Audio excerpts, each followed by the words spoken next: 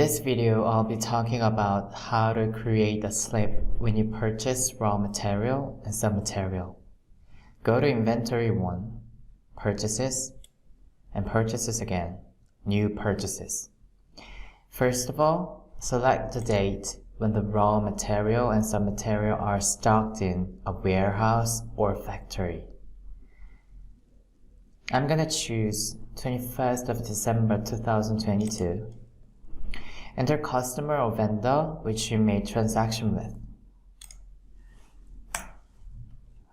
As an example, I'm gonna go with Costco.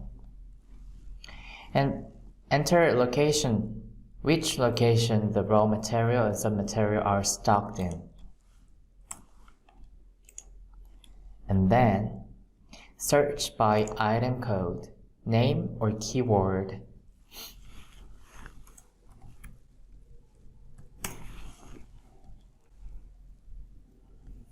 And fill the blanks such as quantity and price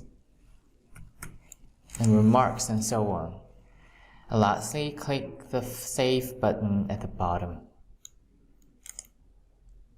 As soon as you click the Save button, inventory balance of certain items increase.